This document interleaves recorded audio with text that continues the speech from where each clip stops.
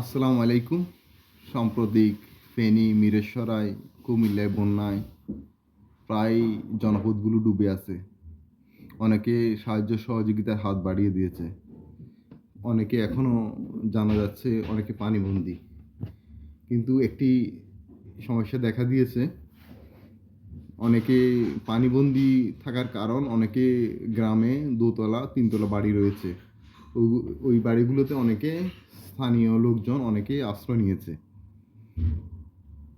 কিন্তু দেখা যাচ্ছে যে অনেকে ঢাকা থেকে বিভিন্ন দূর দূরান্ত থেকে সাহায্য নিয়ে যারা আসছে তারা রাস্তার পাশে যে মানুষগুলো আছে তাদেরকে দিয়ে দিচ্ছে, অথবা রাস্তার পাশে প্রচুর মানুষ, সবাই দুর্গত অবস্থায় আছে। কিন্তু যারা দূরে আছে, দোতলার উপর আটকে রয়েছে, বিভিন্ন জায়গায় উঁচু বিল্ডিংগুলোতে, গ্রামে অজপাড়াগায় আটকে আছে, তারা তীব্র খাবার সংকটে রয়েছে। যদি আপনাদের যদি সম্ভব হয়, আপনারা রাস্তা থেকে যারা নুকার আছে অথবা বোর্ড যারা আছে তারা অবশ্যই একটু দূরে দূরে যাবেন।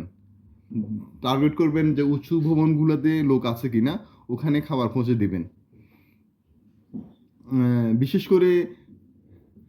বিশেষ করে ফেনী, ছাগলাইয়া, সিলোনিয়া, ফাজিলপুর এলাকার রেললাইনের পূর্ব পাশে, রেললাইনের আশেপাশে অনেক বাড়ি আছে। যেহেতু রেললাইন ডুবিয়ে নিয়েছে, অনেক বাড়ি রয়েছে। ওই বাড়িগুলোতে অনেক লোক আটকে পড়ে আছে, অনেকের সাথে যোগাযোগ করতে পারতেছে না। আপনারা অবশ্যই উঁচু বিল্ডিংগুলোতে খোঁজ খবর নেবেন। ওখানে খাবার, ওষুধ, বাচ্চাদের যে ডায়রিয়া সহ অন্যান্য রোগের প্রাদুর্ভাব দেখা দিচ্ছে, প্যারাসিটামল নিয়ে যাবেন।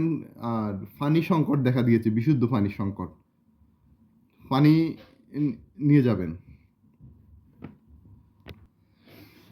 আর যারা ঢাকা থেকে বিভিন্ন জায়গা থেকে আসতেছেন, ফেনী কয়েকটা নদী রয়েছে, তার মধ্যে লেমুয়া নদী রয়েছে, মুহুরীগঞ্জের ওদিকে একটা নদী রয়েছে।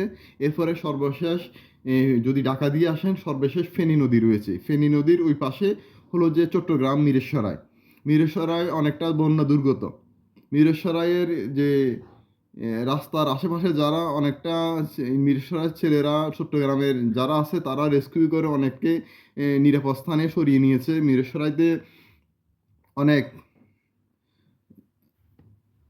অনেক আশ্রয় কেন্দ্র রয়েছে। তার মাধ্যমে যদি প্রথম দিয়ে শুরু করি, যে ধুমঘাট আশ্রয় কেন্দ্র আছে, বাড়িয়াট আশ্রয় কেন্দ্র আছে, বিভিন্ন স্কুল, কলেজ, মাদ্রাসাকে আশ্রয় কেন্দ্র হিসেবে ঘোষণা দিয়েছে। এরপরে যারা সম্ভাব্য উচ্চতর বিল্ডিং রয়েছে, অনেকে বেসরকারিভাবে ওই বিল্ডিংগুলোতে অনেক আশ্রয় রয়েছে অনেকে, কিন্তু ওখানেও খাদ্য সংকট দেখা দিয়েছে।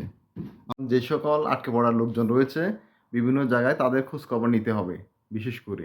কারণ যারা সমতলে চলে আসছে, রাস্তার আশেপাশে চলে আসছে, তারা চলাফেরা করে খাবার সংগ্রহ করতে পারে। কিন্তু আটকে পড়া যেগুলো বিল্ডিংয়ের ছাদের উপরে, দোতলায় অথবা ওই উঁচু বিল্ডিংয়ে আটকে আছে, তারা কোথাও মুভ করতে পারছে না। তাই দরকার, এলাকায় কোথায় কোথায় উঁচু বিল্ডিং রয়েছে পানির মধ্যে, ওই বিল্ডিংগুলোকে অবশ্যই অতি জরুরিভাবে খোঁজখবর নিতে হবে। তাদেরকে খাবার সামগ্রী, পানি, জল জরুরিভাবে তাদের কাছে পৌঁছে দিতে হবে। আর সবাই সাবধানে থাকবেন, নিরাপদে থাকবেন। সবাইকে আবার আসসালামু আলাইকুম জানিয়ে আমার ভিডিওটি এখন শেষ করছি।